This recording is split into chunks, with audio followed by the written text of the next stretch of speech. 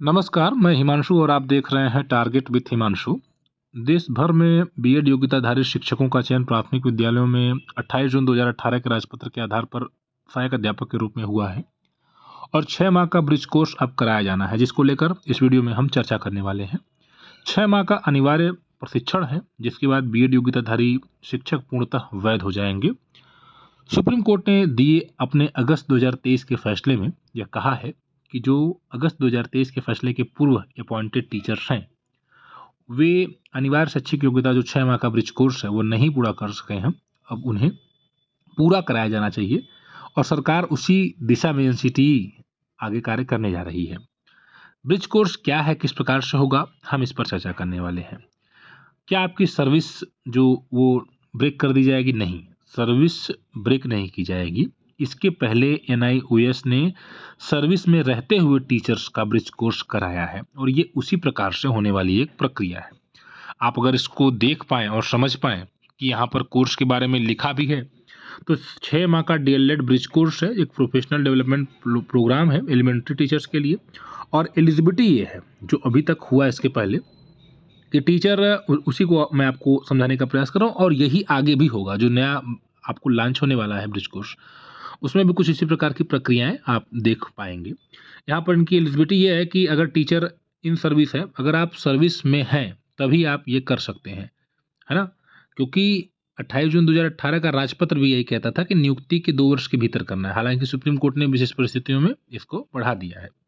Teacher graduate होना चाहिए BEd के साथ, तो ये आप अनिवार्य शैक्षिक योग्यता है ही आपके पास। बिना बीएड के आप फिर टीचर कैसे बनेंगे? अगर आपने बीटीसी कर रखा है तो फिर आपको ये करने की ज़रूरत ही नहीं है।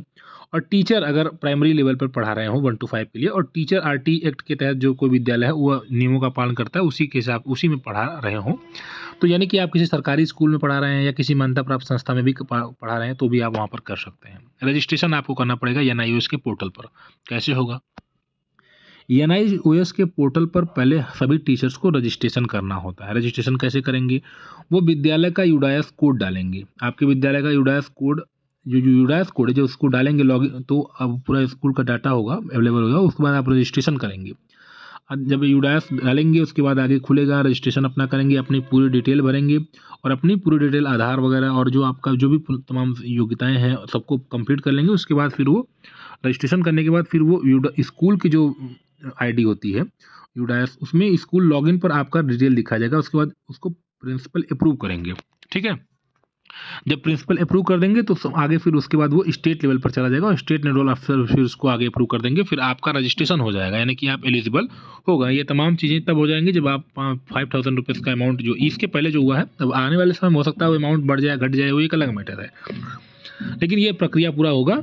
जब आप पेमेंट कटा देंगे तो ऑटोमेटिक वो प्रिंसिपल के लॉगिन पर जाएगा, प्रिंसिपल उसे अप्रूव करेंगे, उसके बाद फिर वो स्टेट पर जाएगा और उसके बाद स्टेट उसको अप्रूव कर देगा। इसके बाद कोर्स का स्ट्रक्चर अगर आप देख पा रहे हो तो थ्योरी है और प्रैक्टिकल है। मैं बीएड शिक्षकों को ये बता दूं कि ये जो चीज़ें हैं ये आप ऑलरेडी अगर आप टीचर हैं तो ये तमाम ऐसी चीज़ें जो बहुत आसानी से, मतलब ये है कि जो आपका इसमें प्रशिक्षण पूरा हो रहा है, उसमें ऐसा नहीं है कि कहीं बहुत कठिन रीजनिंग आएगी, मैथ आएगा, आपको फेल कर दीजिएगा, ऐसा नहीं है। ओवरऑल ये है कि जो बाल मनोविज्ञान है, बाल केंद्रित शिक्षा जो है वर्तमान में, उसी से संबंधित, उसी के इर्द गिर्द, और जो वर्तमान समय में चैलेंजेस आपके सामने आ रहे हैं पठन पाठन में, बस वही चीज़ है इसमें और कुछ नहीं।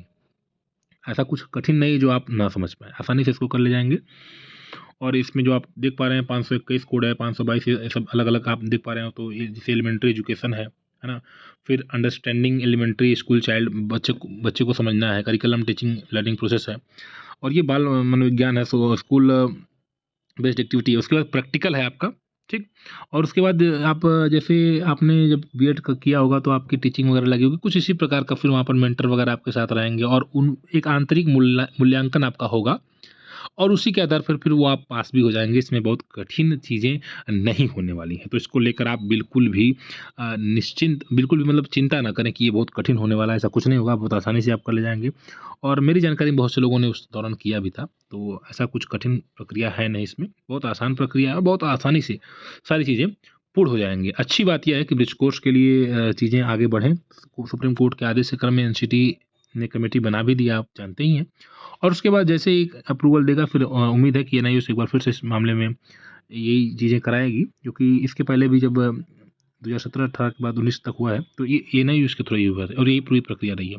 क्या सिलेबस है, अगर आप फिर भी उसे जानना चाहते हैं, अगर आप जानना चाहते हैं तो कमेंट करें, वो भी अपने को नेक्स्ट वीडियो में हम चर्चा आपसे कर देंगे, क्या सिलेबस रहने वाला है, क्या चीज़ें कहाँ से क्वेश्चंस वगैरह होंगी। ओवरऑल बेस ये है कि अगर आप एक अच्छे टीचर हैं, तो आपके लिए कुछ भी कठिन यहाँ पर नहीं होने वाला है, इसलिए निश्चिंत रहें और जल्द ही उम्मीद करते हैं कि सरकार और एनसीटी इस मामले पर ब्रिज कोर्स कराए और जो शिक्षक हैं, उनके मन का जो एक भ्रम रहता है, एक तनाव रहता है ब्रिज कोर्स को लेकर, वो दूर हो जाए, यही एक्सपेक्टेशन है। जुड़े रहें इस चैनल से, महत्वपूर्ण सूचनाएँ शिक्षकों के हितों से संबंधित इस चैनल के द्वारा लगातार दी जाती हैं। मिलते हैं नेक्स्ट वीडियो में, धन्यवाद।